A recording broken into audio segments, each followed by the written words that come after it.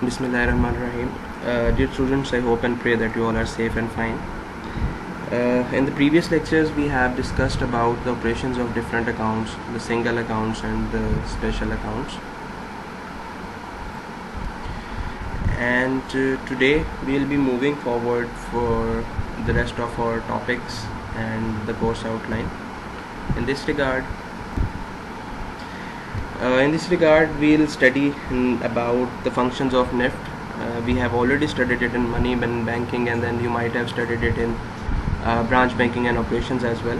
So today we'll just re-memorize it, that what is NIFT and how it operates, and what are the functions, and we can say that how NIFT actually operates in Pakistan. As you all know, it works under the ambience of State Bank of Pakistan, and then it provides all the consolidated statement at the end of the whole process to State Bank, and then State Bank debit the account of one bank and credit the account of the other one.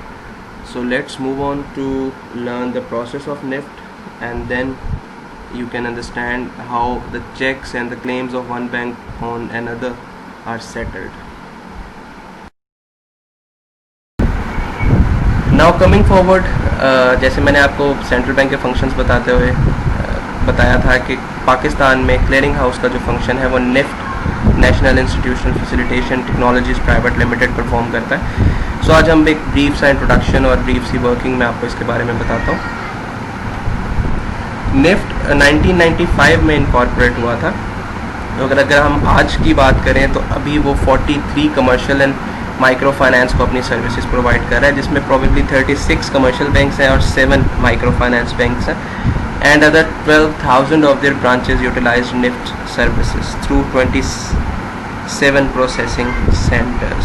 So NIFT आज की date में एक बहुत ही helping hand है for bank as well as for consumers.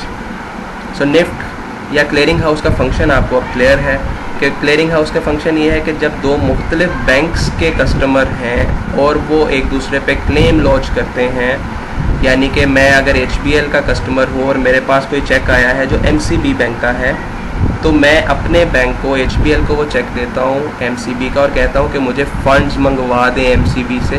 सो ये जो सारा फंक्शन उसके इन बिटवीन होगा, that function is actually the clearing house function, और उस फंक्शन को पाकिस्तान में निफ्ट परफॉर्म कर रहा है. सो कुछ बेसिक सर्विसेज यहाँ पे मैंने लिखी. NIFT is Pakistan largest transactional clearing facilitator. Services include cheque clearing, reconciliation, unpaid cheque processing, same day clearing, express 2 hours clearing service. ये जो बेसिकली सेम डे क्लियरिंग है, ये एक्सप्रेस 2 आवर्स सर्विस है, ये क्लियरिंग सर्विस ही है, बस टाइम को कम किया गया है, रिड्यूस किया गया है, सो दैट कि फैसिलिटेट ज़्यादा जल्दी किया जा सके. Similarly, intercity and interbank settlement. So in other words, NIFT जो है वो क्लियरिंग की मुख्तलिफ सर्विसेज प्रोवाइड करता है, जिसमें सेटलमेंट ऑफ क्लेम्स है, जिसमें एक बैंक से पैसा दूसरे बैंक में या एक बैंक का चेक किसी दूसरे बैंक में जब प्रेजेंट होता है, तो इन बिटवीन जो सारे फंक्शंस या जो प्रोसेस परफॉर्म करता है वो निफ्ट परफॉर्म करता है. Today I'll tell you a brief process about NIFT. So firstly, I have copied something which was written on the NIFT website. The prevalent clearing process involves the movement of physical checks to and from banks. Knowing time is of essence, NIFT offers a system in which presenting and acquiring banks can decide the fate of payments without checks leaving the presenting branch. So basically NIFT एक process adopt करता है. उस process में एक ऐसा bank जिस के पास एक चेक आया होता है कस्टमर का, लेकिन उसके पैसे किसी दूसरे बैंक से आने होते हैं. फॉर एग्जांपल, अगर मैं बात करूं कि मेरे पास एक HBL, मेरा अकाउंट HBL में है और मेरे पास जो चेक है वो MCB बैंक का है, तो मैं वो चेक अपने बैंक में यानी कि HBL में डिपॉजिट करवाता हूं फॉर द पर्पज़ के HBL मेरे बिहाफ पे MCB बैंक से पैसे ले और मेरे अकाउंट में क्रेडिट कर दे. तो ये जो पूरा प्रोसेस है, इस प्रोसेस को निफ्ट परफॉर्म करता है कस्टमर के या बैंक के बिहाफ पे और इसके पैसे चार्ज करता है. It's a private limited company और निफ्ट इसी तरह स्टेट बैंक का जो फंक्शन है, एक इम्पॉर्टेंट फंक्शन क्लियरिंग हाउस, उस पूरे फंक्शन को फैसिलिटेट करता है निफ्ट। और एट द एंड एक कंसोलिडेटेड स्टेटमेंट, वो स्टेटमेंट क्या होती है अभी मैं आपको उसका पूरा निफ्ट का प्रोसेस बताऊंगा, and then you will better understand कि वो स्टेटमेंट कैसे बनती है। सो वो statement at the end of the day वो स्टेट बैंक को फॉरवर्ड कर देता है, और स्टेट बैंक उसके अकॉर्डिंगली जो एडजस्टमेंट हैं या एक बैंक के दूसरे बैंक पे क्लेम्स हैं उनको फाइनलाइज कर लेता है। अब निफ्ट के प्रोसेस के बारे में मैं आपको बताऊं, दो किस्म की हमारे पास क्लियरिंग होती है, आउटवर्ड क्लियरिंग, इनवर्ड क्लियरिंग।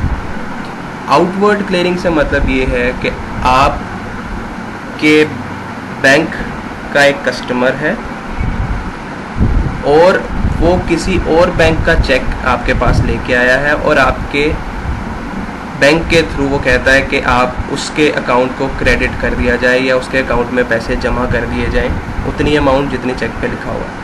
सो हम कह सकते हैं कि आउटवर्ड, बैंकिंग के पर्सपेक्टिव से मैं आपको बता रहा हूँ, सो बैंक के पर्सपेक्टिव से आउटवर्ड चेक या आउटवर्ड क्लियरिंग वो है जिसमें बैंक के पास पैसे आने हैं। चेक आया है जो किसी और बैंक का है, आपका बैंक दूसरे बैंक से पैसे लेगा और अपने कस्टमर के अकाउंट को क्रेडिट कर देगा।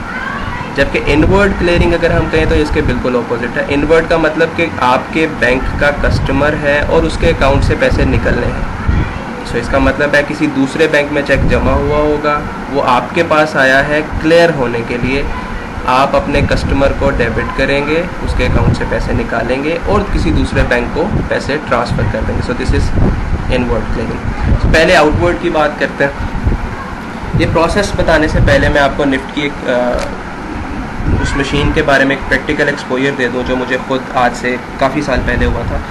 When I was working in a bank and under the training we were brought to the NIFT center in Karachi, और वो ट्रेनिंग का पार्ट ही था।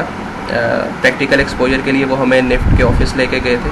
There what we saw, I am just telling you the same thing, कि वहाँ पे एक बहुत बड़ी मशीन अवेलेबल थी और उस मशीन की डिफरेंट पॉकेट्स थी। पॉकेट्स का मतलब उसके डिफरेंट आप समझिए सेक्शंस बने हुए थे, और हर सेक्शन जो है वो एक स्पेसिफिक बैंक से परटेन करता था। फॉर एग्जांपल एक सेक्शन HBL का था, एक अल हबीब का था, एक अल फलाह का था, एक हबीब मेट्रोपॉलिटन का था, एक मीज़ान का था। सो जितने भी पाकिस्तान में बैंक्स मौजूद हैं उन सब का एक एक सेक्शन उस मशीन में मौजूद था। अब अगर आप चेक देखें तो हर चेक के नीचे एक बार कोड सा दिया होता है जिस पे लिखा होता है do not right below this line, और उसके नीचे बहुत सारे बार कोड्स होते हैं। उसको हम कहते हैं MICR, magnetic ink character reader, magnetic ink character recognition, not reader. Reader वो मशीन होती है जो उसको रीड करती है, और अगर हम उस बार्स की बात करें that is MICR, magnetic ink character recognition. अब होता क्या है कि या चलें पहले अपने साथ आपको ये आउटवर्ड, अब आप इस पॉइंट पे जितना मैंने आपको बता दिया कि एक मशीन वहाँ पे मौजूद है, उसके साथ अब आप ये स्लाइड को देखें। आउटवर्ड क्लियरिंग में सबसे पहले क्या होता है, चेक डिपॉजिट होता है। फॉर एग्जांपल मेरा अकाउंट HBL में है और मेरे पास एक MCB बैंक का चेक है। मैंने कोई चीज़ सेल की जिसका मुझे जो पेमेंट है वो थ्रू चेक हुई और मेरे पास एक चेक आ गया MCB बैंक का पे, but because I do not have an account with MCB, तो मैं अपने ही बैंक यानी कि HBL के पास वो चेक लेके चला गया MCB का, और मैंने वो चेक डिपॉजिट करवा दिया along with the deposit slip. अब जो भी वहाँ पे क्लियरिंग ऑफिसर मौजूद है वो मेरे डिपॉजिट किए गए चेक की स्क्रूटनी करेगा कि वो चेक ठीक है, फटा हुआ तो नहीं है, या उसके ऊपर कोई ऐसी चीज़ तो नहीं लिखी गई जिससे वो सस्पिशियस लग रहा है, और साथ में वो डिपॉजिट स्लिप जो है वो देखेगा। उसके बाद वो स्टैम्प करके आपको डिपॉजिट स्लिप आपकी वापस कर देगा कि ये क्लियरिंग में चेक हम भेज देंगे और आपके अकाउंट में पैसे जब क्लियर होगा तो वो आ जाएंगे, और उसके बाद वो उसी चेक को सिस्टम के अंदर पोस्ट कर देता है मेरे अकाउंट के अंदर। अब वहाँ पे क्या है, डिपॉजिट स्लिप पर चेक अलहदा हो जाता है। अब मैं तो आपको बताई सिर्फ एक एग्जांपल कि मैंने चेक जमा करवाया, इसके अलावा और भी उस ब्रांच में बहुत सारे ऐसे चेक्स आएंगे जो मुख्तलिफ बैंक के होंगे। तो जो क्लियरिंग ऑफिसर है वो 50-50 चेक का एक बंडल बनाएगा। यानी कि एक मेरा चेक है 49, इसी तरह और भी कस्टमर होंगे जिन्होंने चेक दिए होंगे। सो वो सारे इकट्ठे करके एक बंडल बनेगा 50 का। फिर उसके ऊपर एक बंडल कवर लगेगा। बंडल कवर का मतलब उसमें डिटेल होगी कि कितने चेक्स हैं, वो सारी बेसिकली। फिर एक फाइनल वाउचर प्रिपेयर होगा और निफ्ट में भेज दिया जाएगा। अब एक्चुअली निफ्ट में भेजा नहीं जाएगा, वो बंडल बना के अपने पास रख लेगा। फॉर एग्जांपल मैं कहता हूँ कि वेडनेसडे मैंने चेक जमा करवाया सुबह के टाइम, और ये सारा प्रोसेस निफ्ट को सेंड करने से पहले का ये क्लियरिंग ऑफिसर उस दिन में कंप्लीट करता है। अब on the next day NIFT का एजेंट खुद उस बैंक में आता है, यानी कि वो HBL में आएगा और वो बंडल जो है वो बैंक से ले जाएगा। अब जब वो बंडल जो 50-50 के बंडल थे जिसमें बहुत सारे चेक्स हैं, मेरा MCB का भी है, किसी और का मिज़ान का होगा, किसी का अल्फला का होगा, तो वो सारे चेक निफ्ट की उसी मशीन जिसका पहले मैंने आपको जिक्र किया, वो निफ्ट मशीन में जाके वहाँ पे एक स्कैनर मौजूद है, उस स्कैनर के थ्रू गुजारे जाते हैं। अब क्योंकि हर चेक के ऊपर एक MICR मौजूद है, तो वो स्कैनर इस एबिलिटी का है कि वो ऑटोमेटिकली उस बार कोड को या उस MICR को स्कैन करके रिस्पेक्टिव पॉकेट्स में डालता जाएगा। यानी कि कोई में चला गया, कोई MCB की, कोई जिस बैंक का वो चेक था उस बैंक में वो चला जाएगा। ठीक है। और इस मशीन की अगर मैं आपको जो मैंने विटनेस की, हो सकता है आज तो वो उसकी स्पीड और भी ज़्यादा हो, that machine normally scans 18 to 90 minutes पर सेकेंड। यकीनन अब इसकी स्पीड और ज़्यादा बेहतर हो गई होगी। आज से कुछ साल पहले 1 सेकंड में 18 से 19 चेक वो मशीन स्कैन करती थी। सो ये सारा प्रोसेस अभी मैंने आपको बताया जो आउटवर्ड क्लियरिंग से रिलेट करता है। अब हम बात करते हैं इनवर्ड क्लियरिंग की। अब क्योंकि एक हिस्सा मैंने आपको बता दिया आउटवर्ड के हवाले से, HBL में जो चेक मैंने जमा करवाया था वो एक जो क्लियरिंग का बंदा था, जो ऑफिशियल था, जो ऑफिसर था, उसने 50-50 के बंडल बना के रख दिए, वाउचर लगा दिया, और नेक्स्ट डे जो इंडिविजुअल है निफ्ट का वो आएगा और वो पूरा बंडल अपने पास निफ्ट में ले जाएगा और उसको स्कैन करके अपनी रिस्पेक्टिव पॉकेट्स में डाल देगा। अब वो रिस्पेक्टिव पॉकेट्स में, अब इसका मतलब है HBL के तमाम चेक्स अलहदा हो गए, अल्फला के तमाम चेक्स अलहदा हो गए, MCB के तमाम चेक्स अलहदा हो गए। सो वो जो मिक्स था अब वो अलहदा से अरेंज्ड है, और फिर वो निफ्ट का इंडिविजुअल वो पूरा बंडल लेगा और रिस्पेक्टिव बैंक्स में चला जाएगा। पहले जो मिक्स लेके आया है, अब क्या होगा कि अब वो पूरा बंडल, अगर MCB का है तो वो MCB के पास सारे चेक्स MCB के होंगे, HBL का है तो सारे चेक्स उस बंडल में HBL के होंगे। ये था अर्लियर प्रोसेस। अब जो है सारा सेंट्रलाइज्ड हो चुका है, ऑनलाइन सिस्टम्स आ चुके हैं, तो इसलिए ये ऑनलाइन प्रोसेस भी होना शुरू हो गया कि निफ्ट का बंदा खुद फिज़िकली वो चेक नहीं भी लेके जाता। जो सेंट्रलाइज्ड बैंक है उनमें थ्रू स्कैनिंग सेंड कर दिए जाते हैं, और सेंट्रलाइज्ड क्लियरिंग डिपार्टमेंट है हर बैंक का, तो वो बैंक ऑनलाइन ही उस चेक को देख के उसके साइन वेरीफाई कर लेता है अगर वो ठीक है, और उसको फिर क्लियर कर दिया जाता है। अभी ये मैं आपको डिटेल में बताता हूँ। सो इनवर्ड की बात करते हैं कि इनवर्ड में अब सबसे पहले cheque withdrawal, scrutiny of cheque और पोस्टिंग, ये सेम ऑफिशियल प्रोसीजर है। ये जब बैंक के पास चेक आएगा तो वो इसको जो है वो करेगा।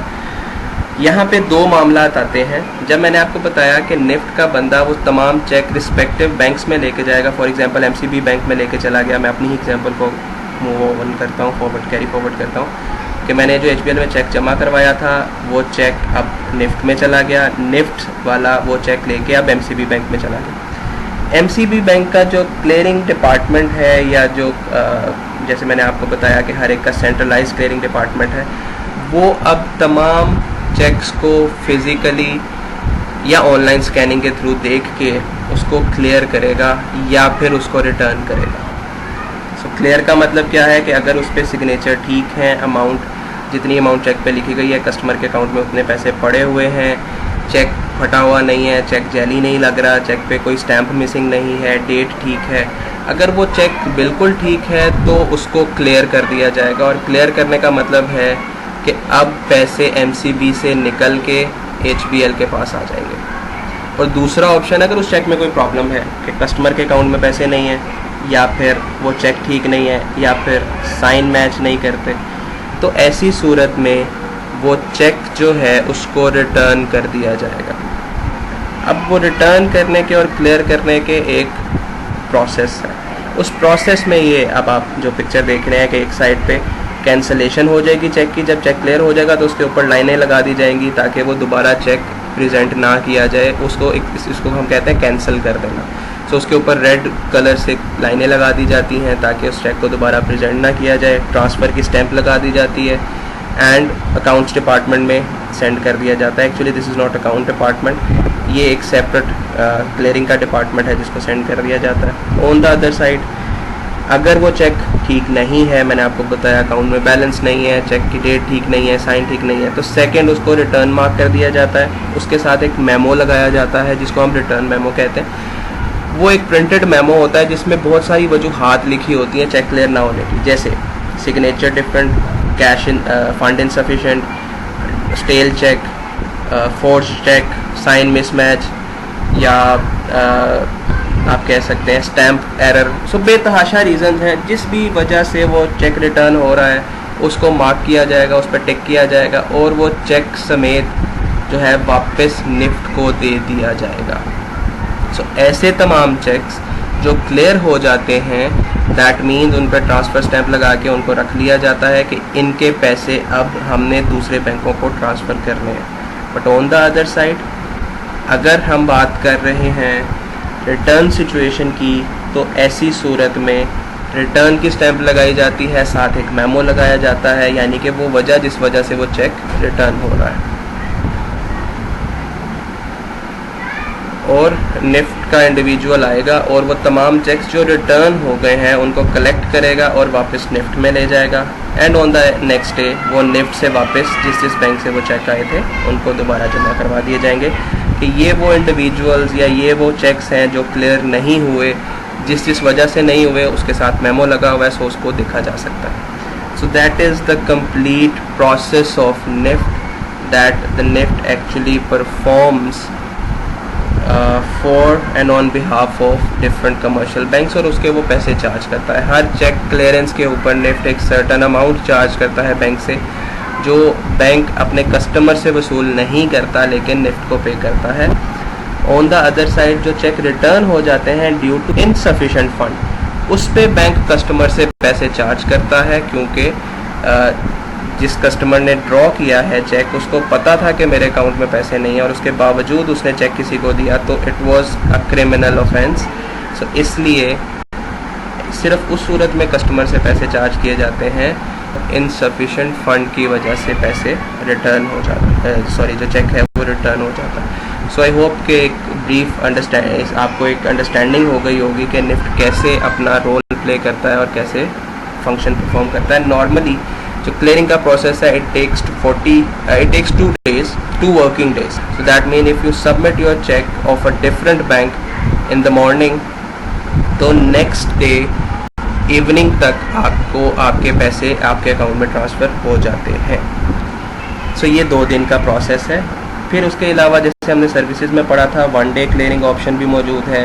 निफ्ट उसके पैसे का चार्ज करता है और बैंक भी कस्टमर से पैसे चार्ज करता है कि 2 दिन की बजाय आपकी प्रोसीड सेम डे में आ जाती है। प्रोसेस वही है, सिर्फ निफ्ट का प्रोसेस जो है वो जल्दी करता है, यानी कि वो सिमिलर डे में ही बैंक से चेक लेगा, निफ्ट जाएगा और उसी दिन दूसरे बैंक जाके उसको क्लियर करवाएगा। सो वो काम जो सिमिलर डे में हो रहा है, एक एक्स्ट्रा सर्विसेज प्रोवाइड की जा रही हैं, सो उसके एक्स्ट्रा चार्जेस लिए जाते हैं बैंक से और फिर बैंक कस्टमर से लेता है। अब ये सारा प्रोसेस समझने के बाद आपके माइंड में क्वेश्चन होगा कि फ़िज़िकली पैसे कैसे ट्रांसफ़र होते हैं, क्योंकि हमने तो बात की चेक क्लियरेंस की या चेक रिटर्न की, पैसे तो अभी भी ट्रांसफ़र नहीं हुए। तो फिज़िकली कैश एक बैंक से बैंक में ट्रांसफ़र नहीं होता। यहाँ पे याद करें मैंने आपको बताया था that each commercial bank has an account with state bank of Pakistan, और हर कमर्शियल बैंक के पैसे जो है वो स्टेट बैंक के पास मौजूद होते हैं रिज़र्व की सूरत में, और उन्हीं पैसों को फिर क्लियरिंग प्रोसेस में भी यूज़ किया जाता है। सो एट द लास्ट जब निफ्ट ये पूरा प्रोसेस कंप्लीट कर लेता है तो एक कंसोलिडेटेड स्टेटमेंट बनाता है। उस कंसोलिडेटेड स्टेटमेंट के अंदर हर बैंक ने दूसरे बैंक को जितना पैसा देना है वो फाइनलाइज किया जाता है। फॉर एग्जांपल, अब जैसे मैंने आपको एग्जांपल दी कि मेरा HBL के अंदर मैंने चेक जमा करवाया है जो MCB का है, पैसे HBL को मिलने हैं। इसी तरह बहुत से ऐसे चेक भी होंगे जिनके पैसे HBL से MCB को मिलने होंगे, HBL से अल्फला को मिलने हैं तो अल्फला से HBL को भी मिलने होंगे। So at the end plus minus करके कंसोलिडेटेड स्टेटमेंट बनती है जिसमें फाइनल पोजीशन निकलती है कि किस बैंक ने किस बैंक को पैसे देना है। और ये निफ्ट स्टेटमेंट बना के इसको पाकिस्तान को फॉरवर्ड कर देता है। अब स्टेट बैंक ऑफ पाकिस्तान उस लिस्ट के अकॉर्डिंगली जिस बैंक से पैसा निकलना है उसको डेबिट कर देता है, यानी कि उसके अकाउंट से पैसे विड्रॉ कर लेता है, और जिस बैंक में पैसे जमा करने हैं उस बैंक को क्रेडिट कर देता है, यानी कि उसके अकाउंट में जमा कर दिए जाते हैं। और इसी तरह जब बैंक के अकाउंट में पैसे ट्रांसफ़र हो जाते हैं तो बैंक अपने कस्टमर के अकाउंट में पैसे क्रेडिट कर देता है, जो मेरी एग्जांपल में HBL के मेरे अकाउंट में रिफ्लेक्ट होना शुरू हो जाएंगे और मैं उसको विड्रॉ कर सकूँगा। So that is the whole process of NIFT and this whole function, clearing house function, जो पाकिस्तान में स्टेट बैंक के बिहाफ पे निफ्ट परफॉर्म करता है।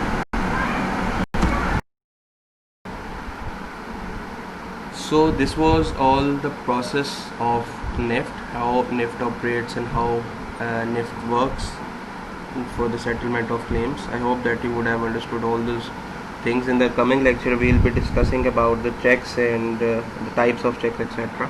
Till then, stay safe.